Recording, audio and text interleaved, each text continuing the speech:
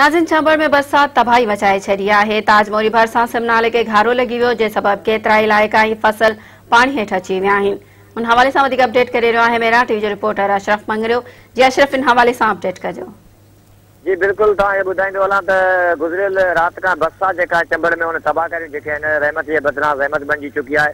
जीअं त सिम नाले खे घारो 50 फुट पवण ज़बर केतिरा ई ॻोठ जेके आहिनि उहे पाणी हेठि अची चुका आहिनि ऐं उन खां अलावा बरसात जेका आहे उहा गुज़िरियल राति खां जेका हिन महिल बि जेका चंबड़ ऐं भरपासे में जेका जारी आहे। चंबड़ तालुके जे अंदरि जीअं चयो संजचांग आहे या बुकेरा शरीफ़ मिसण समेत जेका बरसात उन जी तबाह करे जारी आहिनि। ॻोठ जेके आहिनि 150 खां बि वधीक ॻोठ जेके आहिनि बरसात जे पाणी में जेको ॿुॾल आहिनि ऐं माण्हुनि जो जेको राब्तो आहे शहरनि सां बिल्कुलु कटिजी चुको आहे ऐं माण्हू सख़्तु परेशान आहिनि। काफ़ी जेके 200 खां बि वधीक जेके घर आहिनि उहे किरी पिया आहिनि ऐं घरनि जे तेज़ तूफ़ान जे करे गुज़िरियल राति खां जेको छिटियूं ॿुॾाइयूं आहिनि। माण्हू जेको आहिनि उहो रोडनि तरफ़ निकिरी जेको रोडनि ते बिल्कुलु उहे माण्हू जेके रोडनि ते निकिरी आहिनि। बाक़ी चूंडियल नुमाइंदनि मां को बि हिन वक़्तु जेको बरसाति दौरान या राति खां वठी जेका बरसाति पए बि उन दौरान जेको चूंडियल नुमाइंदनि मां को माण्हू जेको लड़ी न आयो आहे। बरसाति जी तबाहकारियूं बिल्कुलु जारी आहिनि ऐं शाखुनि में बि पाणी जेको आहे बिल्कुलु हिन वक़्तु जेको माण्हू जीअं ॿनियुनि मां जेको पाणी कढनि था उहो शाखुनि तरफ़ पाणी जी शाखुनि ते वॾो हिकिड़ो दॿाउ आहे। उन जो बि घारे पवण जो हिकिड़ो वॾो हिकिड़ो अंदेशो आहे।